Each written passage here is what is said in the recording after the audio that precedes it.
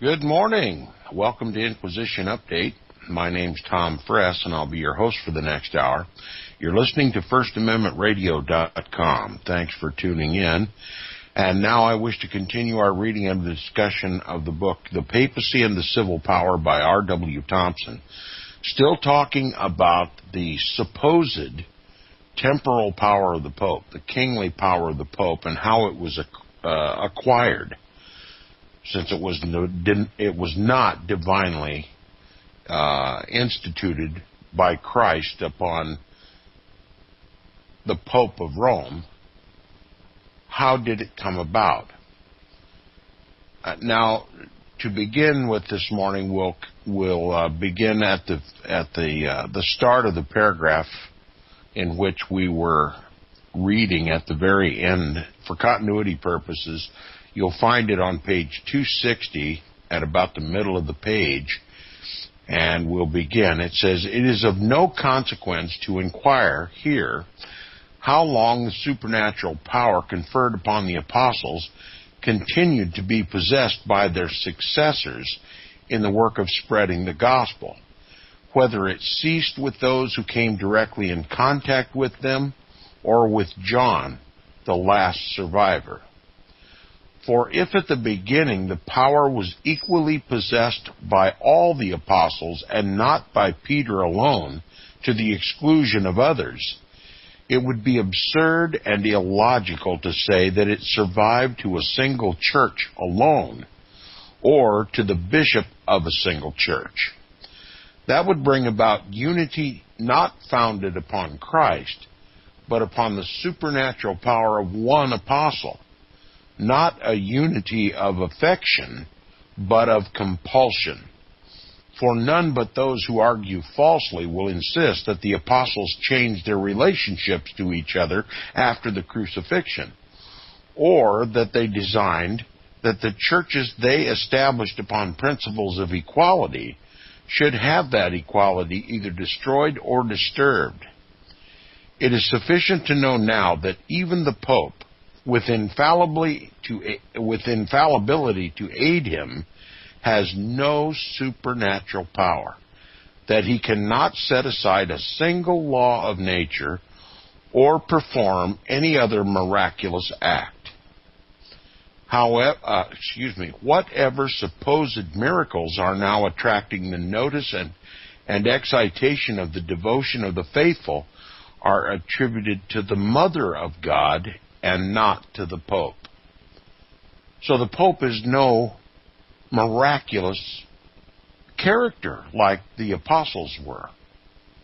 And so how can he arrogate to himself the attributes of the apostles?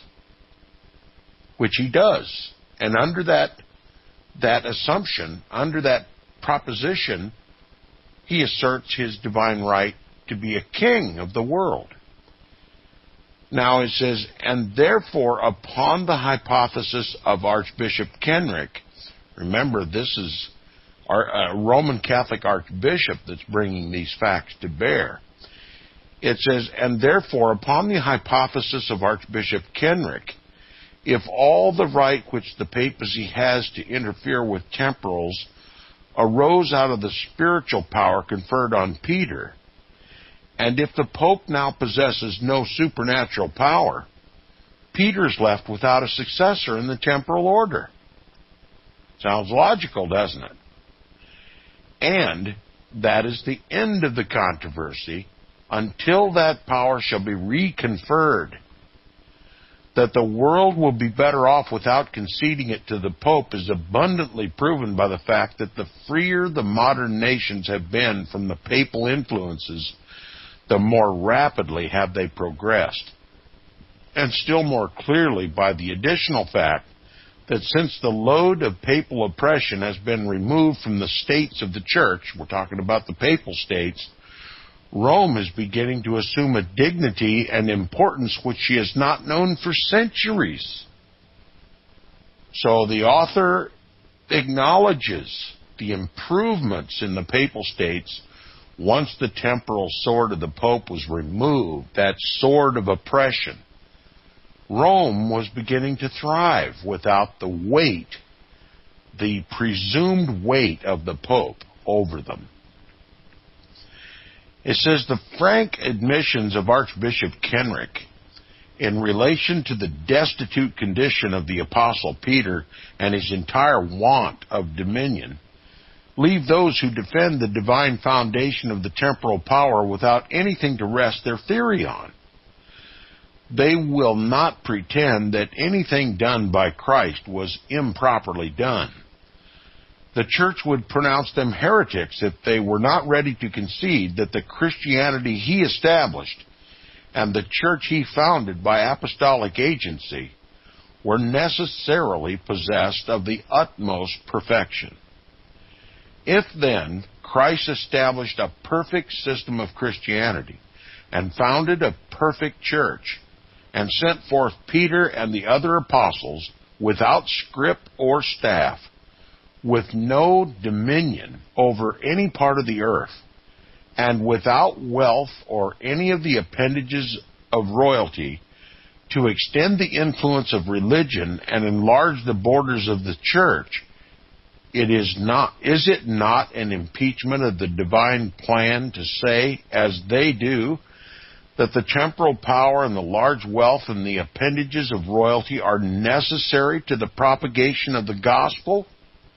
The apostles, without any power or dominion, did the work of the Master well and faithfully, and sought after neither at the hands of the government or individuals. But when those who ought to have followed their footsteps turned away after temporal dominion, they set up their wisdom above that of God.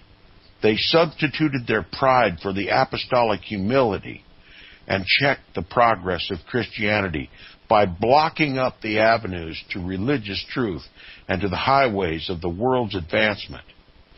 Demonstration of this is found in a long array of facts connected with the origin and growth of the temporal power of the Pope. History abundantly proves that this power has been employed by ambitious popes for their own personal advancement, and that it has been so unblushingly used in violation of the teachings of Christ and his apostles that many of them have made it equal, if not more heretical, to deny its existence as to deny the divinity of the Savior. Peter lived all his life without dominion, and at his death, says Archbishop Kenrick, quote, bequeathed to his successors no inheritance but the labors and dangers of his office, unquote. And yet the present Pope is convulsing the world with intense excitement by continually asserting that Christ conferred temporal dominion and royal authority on Peter, that he, as Peter's successor, is entitled to the same dominion by inheritance, and that those who have taken it away, as well as those who deny the legitimacy of his claim, have sinned against heaven and are accursed of God.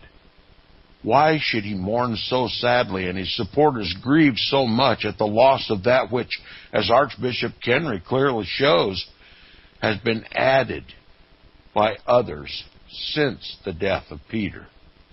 Has Christianity so changed since then that it needs the aid of external force and temporal power to sustain it? But notwithstanding these admissions, so candidly and frankly made by Archbishop Kenrick, he falls at last into the same course of reasoning so common among the supporters of the papacy, finds in the circumstances, according to him, enough to satisfy his own mind that when the popes did come into possession of their temporal power, it was legitimately obtained and without any usurpation. Yet he has not and could not tell the time of this important event. He readily concedes that the document so frequently referred to by the Jesuits as the donation of Constantine is supposititious. In other words, just suppose, conjecture, okay?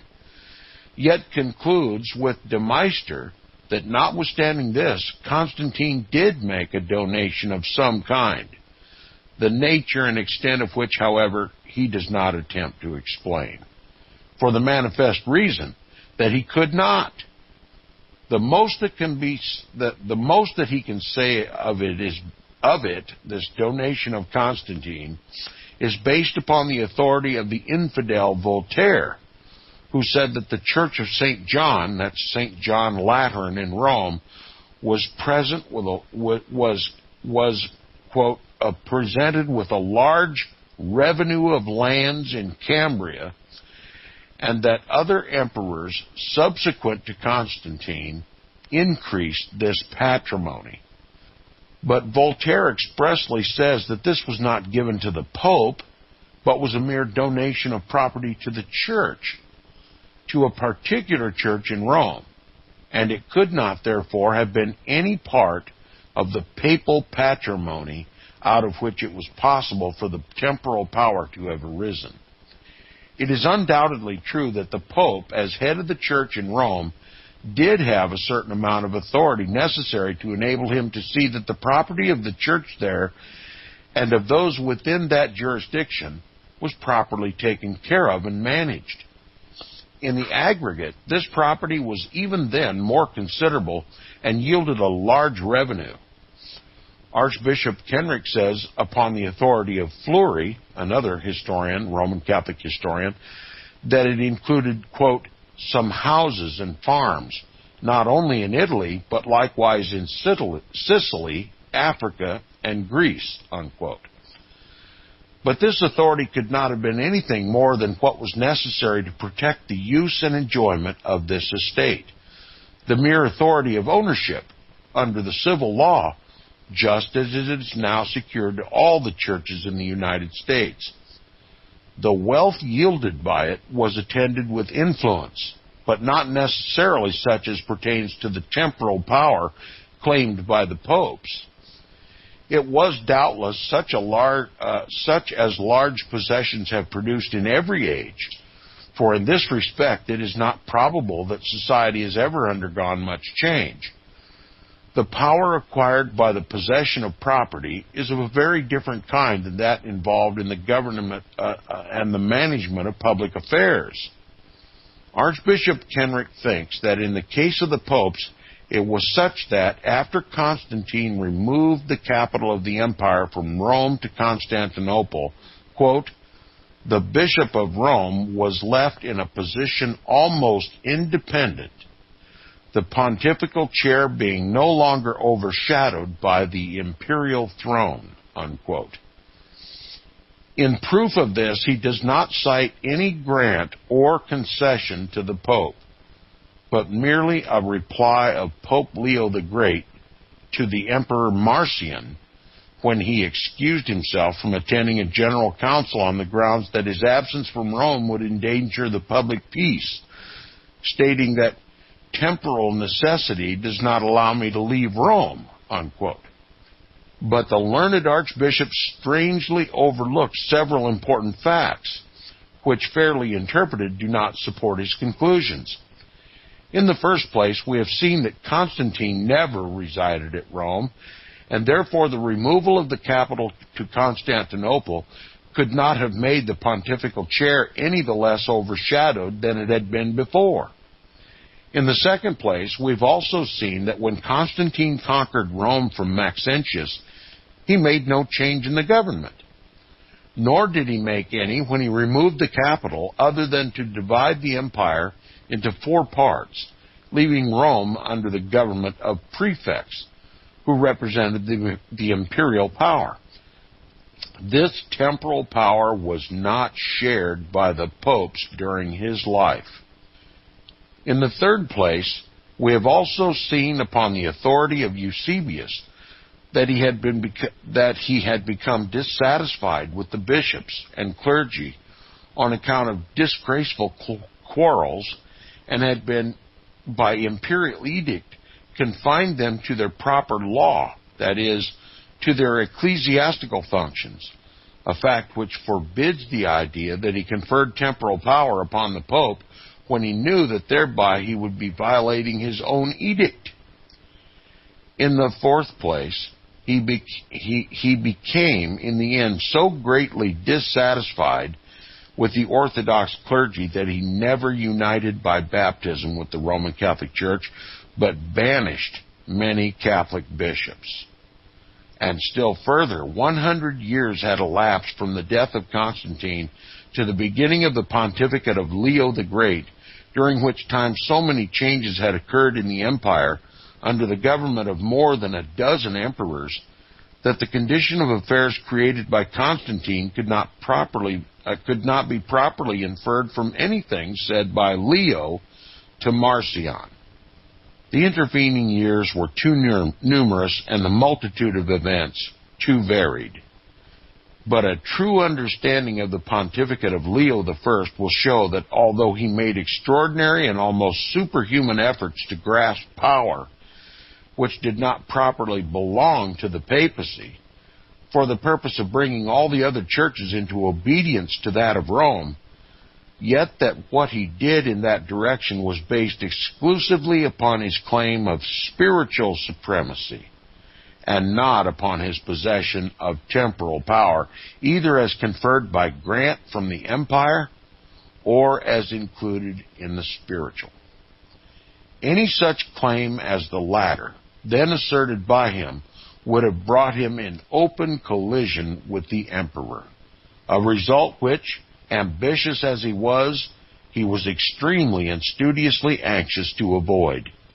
Yet at the same time, it is not to be disputed that Leo went as far as he dared to attach temporal supremacy to the spiritual patrimony of Peter, and if he failed, it was owing more to the firmness with which the Emperor Marcion retained possession of the imperial power than to the want of the skill, tact, and ambition on the part of the Pope for the acknowledged possession of all which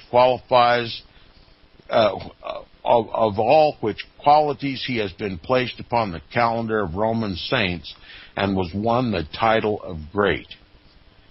He complained that the Patriarch of Constantinople had asserted rights as belonging to that see, which he insisted did not exist, and in a letter to Marcion begged him to, quote, to make use of his authority to keep the Patriarch in order and hinder him from encroaching upon the rights of other bishops, unquote, which exclusively proves that even in reference to such spiritual jurisdictions as involved the obedience of other churches and bishops, he recognized himself as dependent on the emperor. When he wrote to the bishops, he assumed an imperial air and expressed himself in words of imperial authority. But when he addressed the emperor, he exhibited the deference of inferiority. The First Council of Nice in the year 325 had fixed the time of the celebration of Easter, making it a matter of religious faith.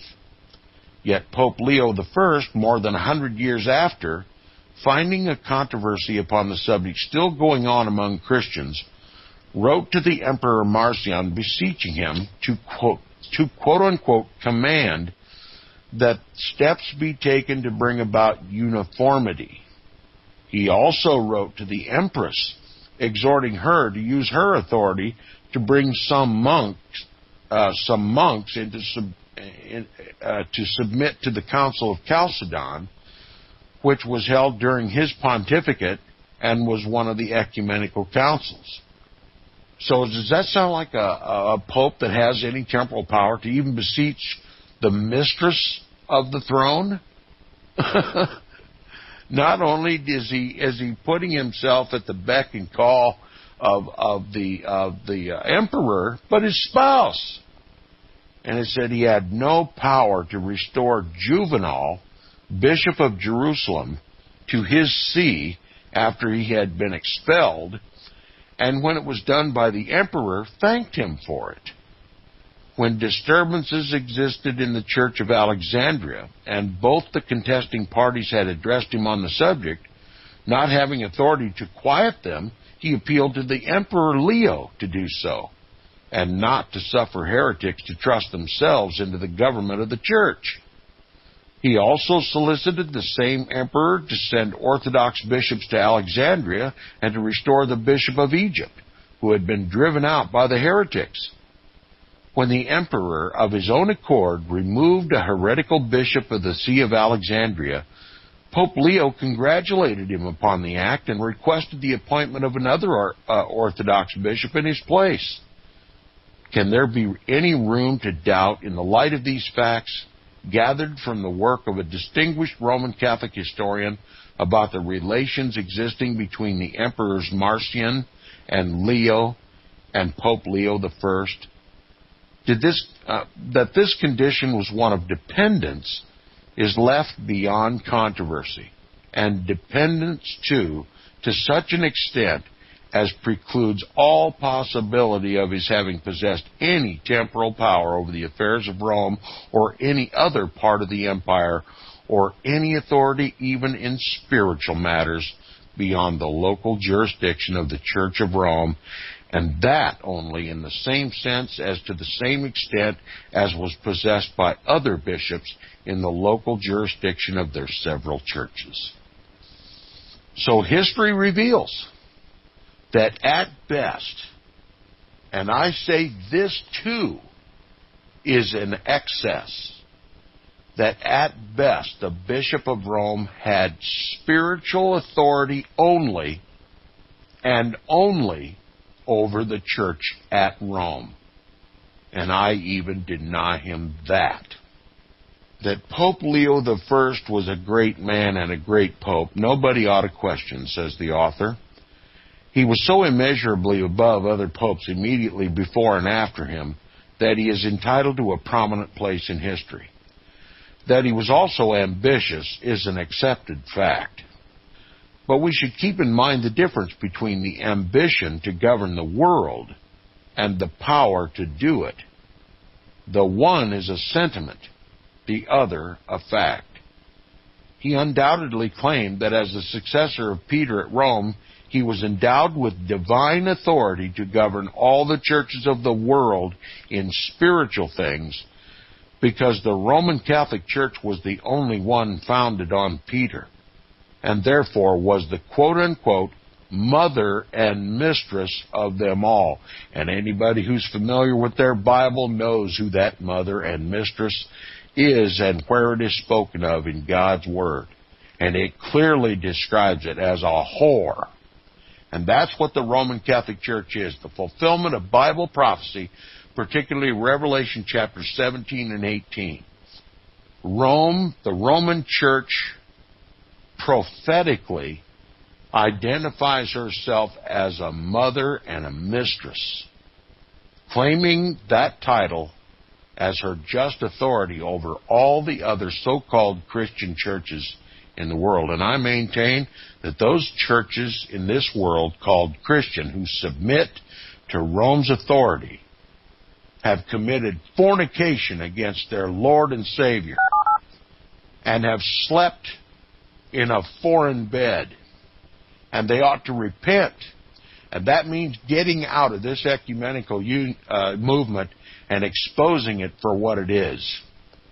It's spiritual fornication, spiritual adultery, leaving Christ and sleeping with the whore of Rome is not any good way for a Christian church to act.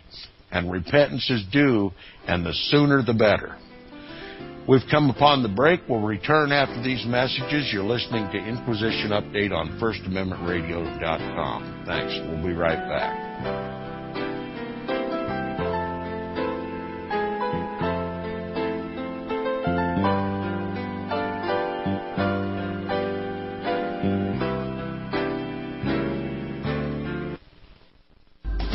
Years ahead of the dominant media, FirstAmendmentRadio.com and FirstAmendmentRadio.net. The book of Revelation says, the spirit of prophecy is the testimony of Jesus Christ. This is at the very heart of FirstAmendmentRadio.com. In that spirit, we have created the Prophecy Reality News app for all of your mobile devices, streaming First Amendment Radio 24 hours a day, 7 days a week. Available for your Apple, Android device, and smartphone absolutely free. Get the Prophecy Reality News app installed today so you can listen to First Amendment Radio wherever you are. The Prophecy Reality News app. Get it now. Visit crosstheborder.org, CROSS, crosstheborder.org, to get your print, EPUB, or PDF version of the book, The Rapture Will Be Canceled. That's crosstheborder.org. I know you all want answers, and believe me, so do I, and I'll do my best to get them. Despite Nicolas Cage's promise to do his best to get left behind rapture answers for us, don't hold your breath. Not everyone believes Left Behind is true prophecy. Some may even regard as conspiratorial the mainstream re-release of the Left Behind movie with actor Nicolas Cage portraying the main character as an attempt to further reinforce in the minds of all this perception of false prophecy in order to condition the masses for the play about to begin. If you want true Bible prophecy answers, get the book, The Rapture Will Be Canceled. The author exposes the Latin rapture origin, the 7-year tribulation deception, true Bible revelation of Daniel's 70 weeks, the abomination of desolation, the restrainer, America in the Revelation, the image of the beast and the mark of the beast, and the truth about God's chosen people, and so much more about Bible prophecy. This book will shatter the Left Behind paradigm of future events. Get the book, The Rapture Will Be Canceled.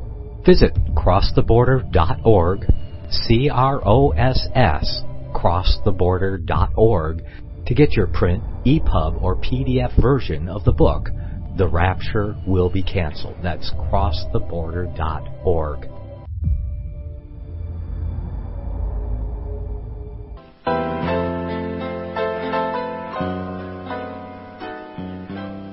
Welcome back from the break. You're listening to the second half hour of Inquisition Update on First Amendment Radio. Please, if you enjoy Inquisition Update, if you value the information you get here and care to help the ministry, please support FirstAmendmentRadio.com, which sponsors the program. Now, speaking of Pope Leo I, the canonized Pope of the Roman Catholic Church, known as Pope Leo the Great, one of the greatest popes according to Roman Catholic history. He undoubtedly claimed that as successor of Peter at Rome, he was endowed with divine authority to govern all the churches of the world in spiritual things, because the Roman Church was the only one founded on Peter, and therefore was the mother and mistress of them all. Do you suppose that's why in Revelation chapter 17, the apostate, ecumenical, evangeli-belly churches who are now in bed with Rome in this ecumenical movement are designated her daughters, harlot daughters? They've conceded that they left Mama and they made a mistake and now they wish to come home. Mother and daughter relationships. Before the break, I said that I don't concede even the fact, as asserted by Rome, that Pope Leo I was the legitimate spiritual authority of the Church at Rome. I will make this clarification. He may have been the spiritual leader of the Church at Rome, but the Church at Rome was not that church established by Paul in Rome. That the Church of Rome has been apostate since its very beginning. Christ was never the center of that church. It was not started by Paul. It was started by Simon Magus, as we alluded to yesterday on the program. God's true church was persecuted and nearly wiped out. And most of them fled Rome, and those who remained in Rome simply stayed in the shadows, met in catacombs, met in private circles, met in private houses, It was a persecuted church, just like God's church has always been persecuted. This big, boisterous, pompous, blasphemous, fancy gold-plated church in Rome was not the persecuted church. It was the persecuting church. Now I'll continue. Speaking of Pope Leo I and this mother and mistress of all the churches, it says, and that he would have stretched this authority so far as to have included temporals, but for the decisive stand taken by the emperors is equally undoubted. For he went so far as to foreshadow the extraordinary pretensions which other popes attempted to justify several centuries afterward by the authority of the false decretals. The false decretals, and you've heard me talk about them before. Another title given to these false decretals are the pseudo-Isidorian decretals, and we'll talk about them extensively during the reading of this book. These false decretals, which as well as understood were forged for the express purpose of supporting the temporal power of the Pope.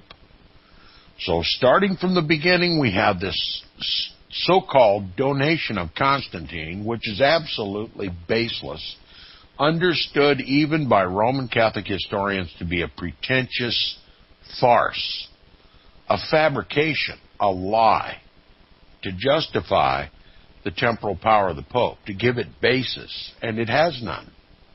It's understood by the most devout Roman Catholics. And also to go along with it, to compound this error, were produced the false decretals. Also, forgeries, just like the donation of Constantine, and all of it for the advancement of the theory, the false theory, the lying theory called the temporal power of the Pope, or the patrimony of Peter's, it's sometimes called. Now, continuing, he said he brought the bishops and clergy so submissively at his feet that upon the reading of one of his letters to the Council of Chalcedon in the year 451, the members exclaimed, quote, "Accursed be he that admits not that Peter has spoken by the mouth of Leo," unquote. He was the first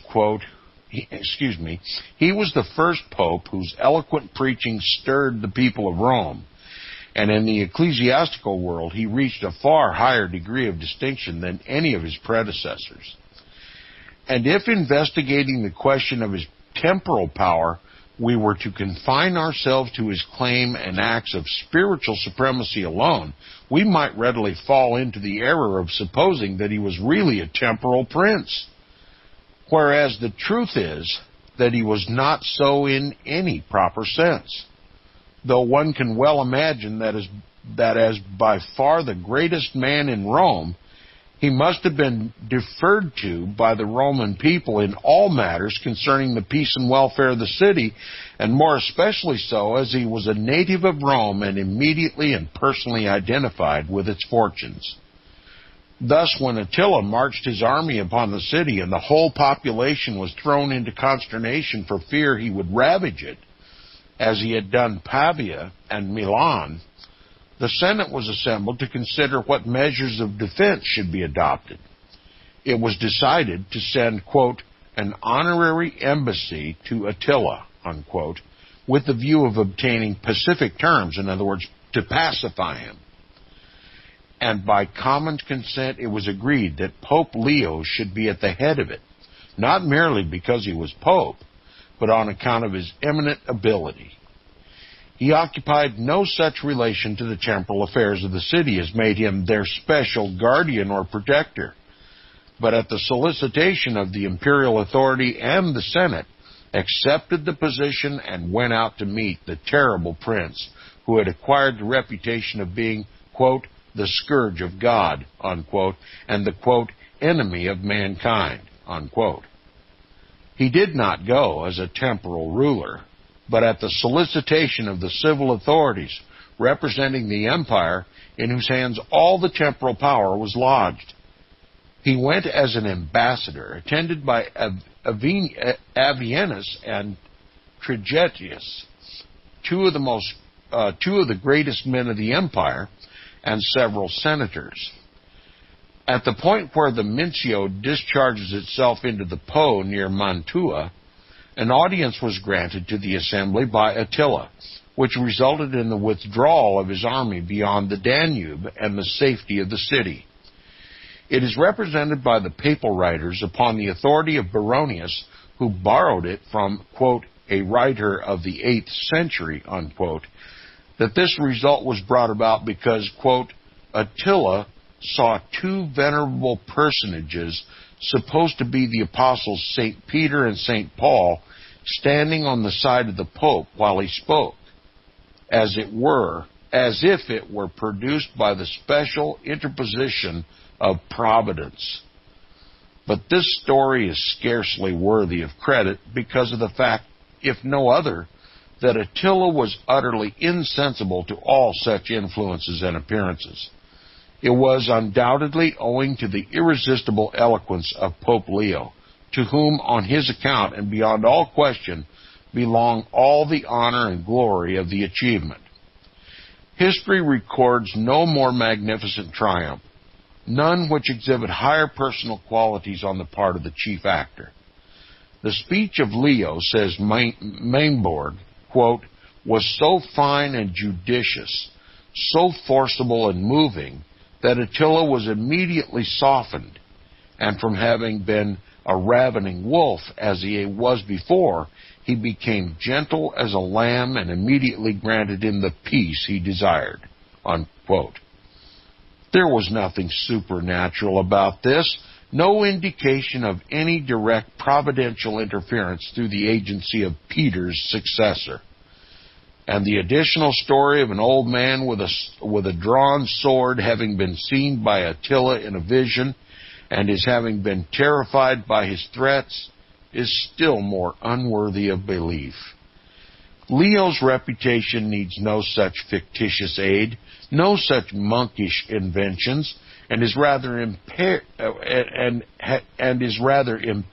than benefited by this and the foolish tale of his having cut off his hand and its miraculous restoration in answer to his prayers. Yet, great as this triumph over Attila was, there is satisfactory proof that there was nothing supernatural about it, in the fact that he was unable to achieve a like one over Genseric, when he afterward advanced upon Rome. Although his influence was then sufficient to cause 3 of the principal churches, including that of St. Peter, to be exempted from the general pillage, yet the city was otherwise subjected to terrible devastation. Everything that he did on both these occasions was consistent with distinguished citizenship merely, and was most appropriately performed by him as personally the greatest living bishop, greater by far than any emperor who occupied the throne during his pontificate. But high and distinguishing as were the qualities which rendered Pope Leo I the most conspicuous man of his age, there's another aspect in which his character is to be viewed, which, while it exhibits his thorough devotion to the papacy, leaves a blot upon his reputation which no adulation can gloss over. And it proves also that the temporal power at Rome was not lodged in his hands, but in those of the emperor, behind whom, in this particular instance, it is found very convenient to shelter him from that just measure of indignation which is merited by his persecuting and vindictive spirit. An old law of the empire, enacted to please former persecuting popes, provided for punishing heretics with death, but it had remained for a long time unexecuted, as the other emperors, initiating the example of Constantine, have been content to banish them merely. Priscillian, however, was put to death for heresy under this law during the pontificate of Leo the Great, and he especially approved of and justified the bloody deed and all its accompanying horrors. The venerable Gnostic, that is, Priscillian was imprisoned, bound with cords and chains by the cruel and heartless monks who were the mere tools and mercenaries of the Pope. They, quote, made his limbs crack under the pressure of his chains and plunged both his feet into a heated brazier, unquote. They, quote, They both tore from him his hair and the skin of his skull. They burned with hot iron all parts of his body, and poured upon his wounds boiling oil and melted lead, and at last plunged into his entrails a rod heated in the fire, unquote, from which, of course, after the most intense and excruciating agony, he expired. Although it is pretended that no pope ever directly sanctioned the shedding of blood on account of heresy, and the supporters of the papacy always throw the censure of such cruelty upon the secular authorities, yet Pope Leo I did approve and justify this horrid deed, and then endeavored to escape the consequences by charging it to the laws of the empire, which, if he had been a temporal prince in Rome, as he asserts, he could have executed and suspended at his pleasure. For this act of approval, he must stand at the bar of the 19th century, equally culpable as the civil authorities of the empire, and more so for the detestable sentiments in which it was expressed. But the fact that Priscillian was executed by the civil authorities settles beyond all controversy that Leo I the Great, and all-powerful as he was in spiritual affairs, did not possess any temporal power, even in Rome. And Archbishop Kenrick honestly concedes this when he says, quote, although the Bishop of Rome was not yet a temporal prince, yet his spiritual power was surrounded with so great secular influence that he almost ranked as a prince, unquote. Manifestly, because of his high personal qualities, his great eloquence, and the energy of his will, not by divine providence, I will just add.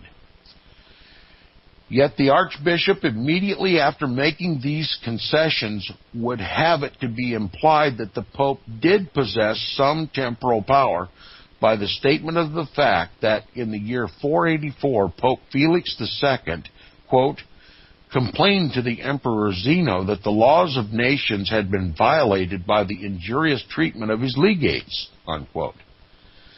But this proves nothing to the purpose. It had long been the custom of the Christian nations to receive the legates of the Pope and to treat them with that degree of respect to which the Roman Church was entitled, so long as their mission were confined to spiritual matters. But none of them had yet been so reduced to obedience as to submit without murmur to the direct interference of the Pope, either by legates or otherwise, with their secular affairs. Even in Spain, which was more under the influence of the Pope than any other nation, his authority was restricted to matters concerning the Church. The relations between the Emperor Zeno and Pope Felix II were those of sovereign and subject.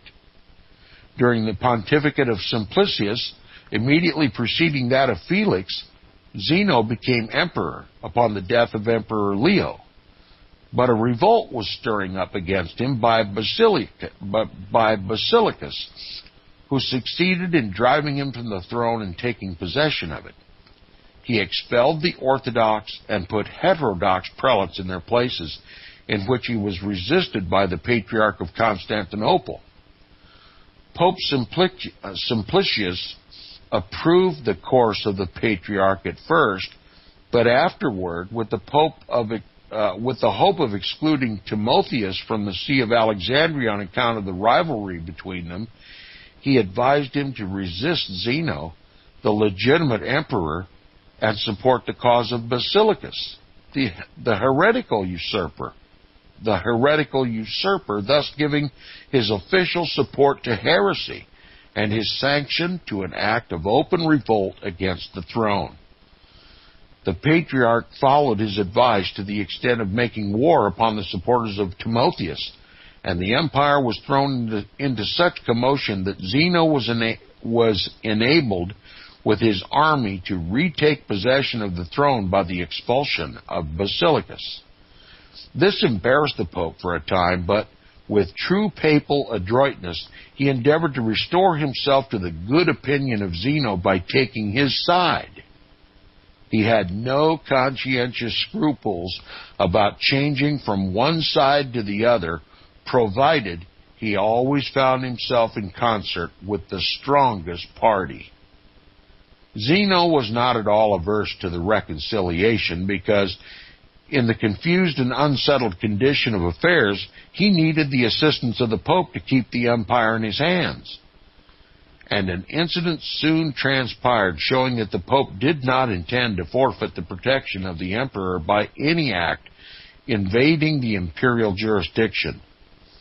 Each was playing the part of a skillful politician, power, and nothing else being the stake they played for. Upon the death of Timotheus, the priest of Alexandria elected his successor without consulting either the emperor or the pope, the latter at that time as Bishop of Rome, having no recognized jurisdiction over the Church of Alexandria. Zeno, incensed at this election, expelled the new bishop from his see, who in revenge appealed to Pope Simplicius, hoping to obtain his intervention in his favor. Probably the Pope, in order to increase his own importance and authority, might have decided the appeal, but he was given to understand by the emperor that it was an affair beyond his jurisdiction, and he submitted to the necessity of non-interference and left the emperor to have his own way, even upon this ecclesiastical matter, if so much importance as the appointment of a bishop over the Alexandrian Christians. At the commencement of the pontificate of Felix II, this expelled bishop was at Rome, and so played upon the prejudices of the Pope against Constantinople as to induce him to send legates to the emperor to protest against the protection given to heretics there.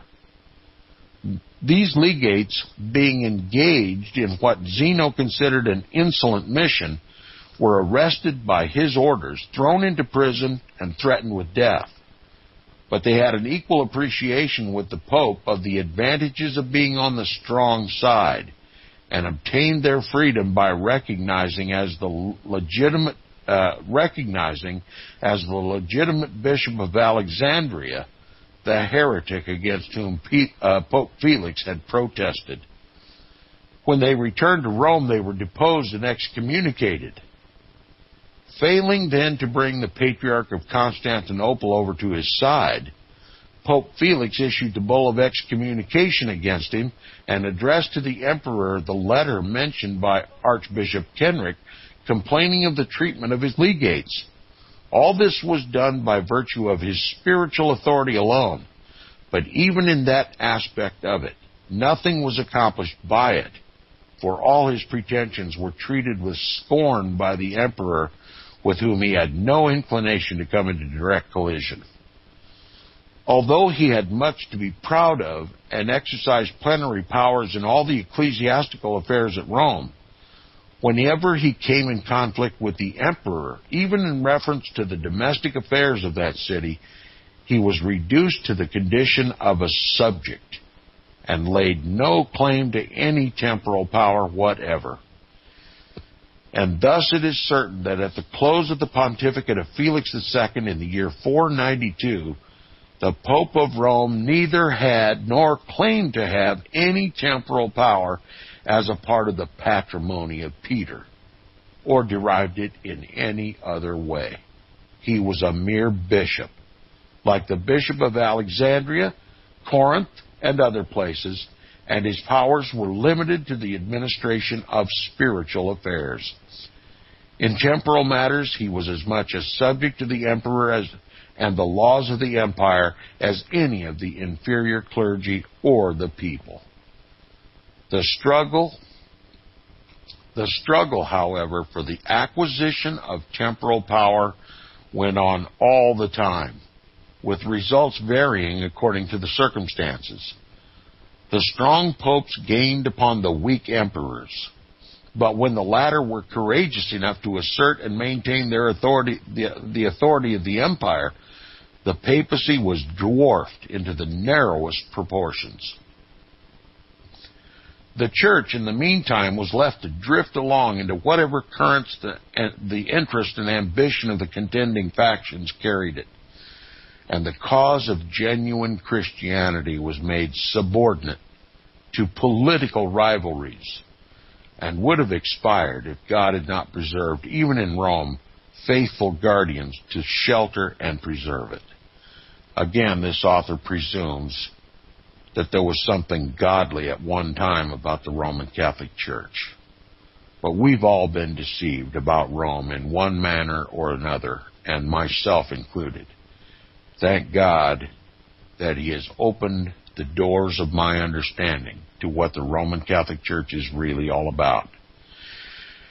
Continuing, he says, the century which elapsed between the pontificate of Felix II and that of Gregory I, embracing the reigns of 15 popes, contributed but little toward conferring temporal power upon the Bishop of Rome. The emperors continued to maintain their ascendancy, although the angry controversies between the Eastern and Western Christians kept up a perpetual strife between Rome and Constantinople, in which some of the popes proved themselves the superiors of the emperors in the management of public affairs. There was no relaxation of their efforts to consummate the policy of Pope Leo I by bringing all the existing governments into subjection to the papacy. Let me read that again. There was no relaxation of their efforts to consummate the policy of Pope Leo I by bringing all the existing governments into subjection to the papacy. This proves that it has been the very origin of the Roman Church to bring all nations into subjection to the Pope. Pope Leo the Great, one of the earliest popes of the Roman Catholic Church, sought to bring all governments to his feet. And that ambition has never ceased. And it is the New World Order. Thanks for listening. We've wrapped up the week. I'll see you Monday on Inquisition Update. You've been listening to FirstAmendmentRadio.com. Thanks for tuning in. Visit crosstheborder.org, CROSS, crosstheborder.org, to get your print, EPUB, or PDF version of the book, The Rapture Will Be Canceled. That's crosstheborder.org. I know you all want answers, and believe me, so do I, and I'll do my best to get them. Despite Nicolas Cage's promise to do his best to get left behind rapture answers for us, don't hold your breath. Not everyone believes Left Behind is true prophecy. Some may even regard as conspiratorial the mainstream re-release of the Left Behind movie, with actor Nicolas Cage portraying the main character, as an attempt to further reinforce in the minds of all this perception of false prophecy, in order to condition the masses for the play about to begin. If you want true Bible prophecy answers, get the book, The Rapture Will Be Canceled. The author exposes the Latin rapture origin, the 7-year tribulation deception, true Bible revelation of Daniel's 70 weeks, the abomination of desolation, the restrainer, America in the Revelation, the image of the beast and the mark of the beast, and the truth about God's chosen people, and so much more about Bible prophecy. This book will shatter the Left Behind paradigm of future events. Get the book, The Rapture Will Be Canceled. Visit crosstheborder.org, CROSS, crosstheborder.org, To get your print, EPUB, or PDF version of the book, The Rapture Will Be Canceled, that's crosstheborder.org.